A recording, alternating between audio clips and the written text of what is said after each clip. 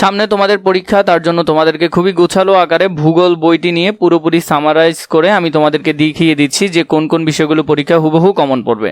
প্রতিটি বিষয় নিয়ে আমরা এমনভাবে আলোচনা করব যাতে পরীক্ষায় আর কোনো কিছু পড়তে না হয়, এখান থেকে পড়ে গেলেই হয়। চলো আমরা একটু তাড়াতাড়ি করে দেখে নিই। ভূগোল একদিকে প্রকৃতির বিজ্ঞান, অন্যদিকে পরিবেশ ও সমাজের বিজ্ঞান। খুবই গুরুত্বপূর্ণ, এই ইনফরমেশনটা মাঝে মধ্যে এমসিকিউতে আসে, ভালো করে দেখে নিবে। এই যে টপিকটা দেখছো, এখান থেকে একটা এমসিকিউ হুবহু কমন পাবে, একটা এমসিকিউ হুবহু এখান থেকে কমন পাবে। একেবারে ভালো করে দেখবে, ভালো করে দেখো। ইংরেজি জিওগ্রাফি শব্দটি ভূগোল শব্দ থেকে এসেছে। প্রাচীন গ্রিসের ভূগোলবিদ ইরাটোস্থেনিস প্রথম জিওগ্রাফি শব্দ ব্যবহার করেন। কে ব্যবহার করেন? ইরাটোস্থেনিস। খুবই গুরুত্বপূর্ণ, এই অংশ থেকে একটা এমসিকিউ আসবেই আসবে।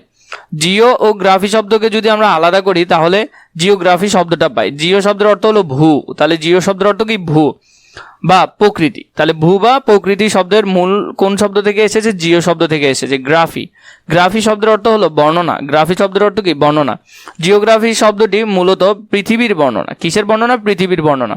ব্রিটিশ ভূগোলবিদ অধ্যাপক ম্যাকনি মানুষের আবাসভূমি হিসেবে পৃথিবীর আলোচনা বা বর্ণনাকে বলেছে ভূগোল। এটা একটু কম গুরুত্বপূর্ণ, তাও দেখে রাখবে। তার মতে ভৌত ও সামাজিক পরিবেশে মানুষের কর্মকাণ্ড ও জীবনধারা নিয়ে যে বিষয় আলোচনা করে তাই ভূগোল। এটা কার মতে? এটা হলো ম্যাকনি এর মতে। ব্রিটিশ ভূগোলবিদ ডডলি স্ট্যাম্পের, এটা কিন্তু খুবই গুরুত্বপূর্ণ, ডডলি স্ট্যাম্প, এটা ভালো করে দেখবে। ডডলি স্ট্যাম্প নিয়ে এমসিকিউ আসে। মতে পৃথিবী ও এর অধিবাসীদের বর্ণনাই হলো ভূগোল। পৃথিবী ও এর অধিবাসীদের বর্ণনাই হলো ভূগোল।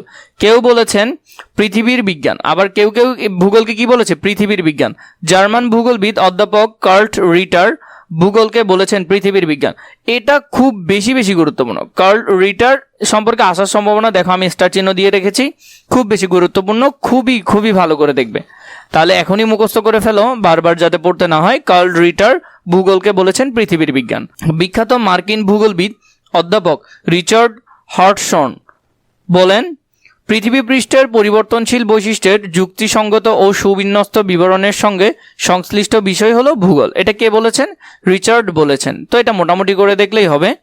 যুক্তরাষ্ট্রের ওয়াশিংটন ডিসির বিজ্ঞান একাডেমি 1965 সালে ভূগোলের একটি সংজ্ঞা দিয়েছেন। কত সালে? 1965 সালে। এটা একটু মনে রাখবে। আর সংজ্ঞাটা ছিল এই সংজ্ঞাটা কতে আসতে পারে? পৃথিবী পৃষ্ঠে প্রাকৃতিক পরিবেশের উপব্যবস্থাগুলো কিভাবে সংগঠিত এবং এইসব প্রাকৃতিক বিষয় বা অবয়বের সঙ্গে মানুষ নিজেকে কিভাবে বিন্যস্ত করে তা ব্যাখ্যা খোঁজে ভূগোল। তাহলে এটা একটু মনে রাখলে হবে, কতে আসতে পারে। আধুনিক ভূগোল শাস্ত্রের প্রতিষ্ঠাতা জার্মান ভূগোলবিদ আলেকজান্ডার ফন হামবোল্টের মতে ভূগোল হলো পৃথিবীর সঙ্গে সম্পর্কিত বিজ্ঞান। প্রকৃতিতে যা কিছু আছে তার বর্ণনাও আলোচনা এর অন্তর্ভুক্ত। তাহলে এই দেখো, উনি কিন্তু জার্মানের ভূগোলবিদ বা ভূগোল প্রতিষ্ঠাতা ছিল ভূগোল শাস্ত্রের। একটু মনে রাখবে, এটা খুবই গুরুত্বপূর্ণ। এই অংশটা তেমন আসে না, এটা প্রয়োজন নাই। ভূগোলের পরিধি কি এগুলা তোমরা এমনি করে দেখে রাখলেই হবে। ভূগোলের শাখা, মূলত শাখা দুই ধরনের, একটা হলো প্রাকৃতিক ভূগোল, একটা হলো মানব ভূগোল। তাহলে প্রাকৃতিক ভূগোল এবং মানব ভূগোল দুইটা নিয়ে আমাদের আলোচনা করতে হবে। প্রাকৃতিক ভূগোলের মধ্যে আছে জীবভূগোল এবং জলবায়ু বিদ্যা। এটাকে আবার কিছু ভাগে ভাগ করা হয়, যেমন ভূমিরূপবিদ্যা, মৃত্তিকা মানে মাটিবিদ্যা, সমুদ্রবিদ্যা, প্রাণীবিদ্যা, মূলত এগুলো নিয়ে ভাগ করা হয়। আর মানব যেগুলো আছে অর্থনৈতিক ভূগোল, জনসংখ্যা, রাজনৈতিক, আঞ্চলিক, এছাড়া আরও নিচে আছে যেমন সামাজিক ভূগোল, দুর্যোগ ব্যবস্থাপনা, সংখ্যাতাত্ত্বিক, এগুলো একটু দেখবা। নগরটাও একটু দেখে নিবে। প্রথমে দেখো ভূমিরূপবিদ্যা, যেখানে কি মহাকাশের বিভিন্ন অঞ্চলের ভূমি নিয়ে আলোচনা করা হয়। জলবায়ু, জলবায়ু মূলত যে পানির যে আবহাওয়ার উপর ভিত্তি করে এগুলো নিয়ে আলোচনা করা হয়। জীব, পৃথিবী পৃষ্ঠের প্রাণী জগৎ নিয়ে আলোচনা করা হয়। মৃত্তিকা, পৃথিবীর ভূগোলবিদ ভূপৃষ্ঠ মানে মাটির স্তর নিয়ে যেখানে আলোচনা করে। সমুদ্রবিদ্যা, সমুদ্রের যেমন পৃথিবীর প্রায় 3/4 হলো সমুদ্র। এটা একটু মনে রাখবে, এমসিকিউ তো আসে মাঝে মধ্যে। এরপর হলো মানব ভূগোল। মানব ভূগোল মানুষদেরকে নিয়ে আলোচনা করে। অর্থনৈতিক, পৃথিবীর অর্থনৈতিক বিষয় নিয়ে আলোচনা করে। সংখ্যা ভূগোল, এগুলো একটু দেখবে। আঞ্চলিক, রাজনৈতিক, সংখ্যাতাত্ত্বিক, এগুলো তোমাদের গ ঘ লিখার ক্ষেত্রে কাজে লাগবে। গ ঘ লিখার ক্ষেত্রে খুব বেশি বেশি কাজে লাগবে, ভালো করে দেখবে। পরিবেশের ধারণা, কোনো জীবের চারপাশের সকল জীব ও জড় উপাদানের সর্বমতের প্রভাব ও সংগঠিত ঘটনা হলো এই জীব। কোনো জীবের চারপাশের সকল জীব ও জড় উপাদানের সার্বভৌমত্বের প্রভাব ও সংগঠিত ঘটনা হলো এই জীবের পরিবেশ। পরিবেশ বিজ্ঞানী আর্মসের মতে জীব সম্প্রদায়ের পারিপার্শ্বিক জৈব ও প্রাকৃতিক অবস্থাকে পরিবেশ বলে। এরপর হলো পার্ক, সিসি পার্ক। এটা খুবই গুরুত্বপূর্ণ, ওর উক্তিটা প্রায় আসে। পরিবেশ বলতে স্থান ও কালের কোনো নির্দিষ্ট বিন্দুতে মানুষকে ঘিরে থাকা সকল অবস্থার যোগফলকে বোঝায়। সিসি পার্কেরটা খুবই গুরুত্বপূর্ণ।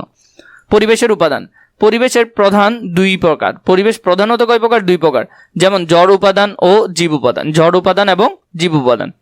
এরপরে পরিবেশের প্রকারভেদ, পরিবেশের প্রকারভেদ হলো দুই প্রকার, যেমন ভৌত পরিবেশ বা প্রাকৃতিক পরিবেশ, এবং আরেকটা হলো সামাজিক পরিবেশ। ভৌত বা প্রাকৃতিক পরিবেশ একটা, ভৌত বা প্রাকৃতিক পরিবেশ একটা।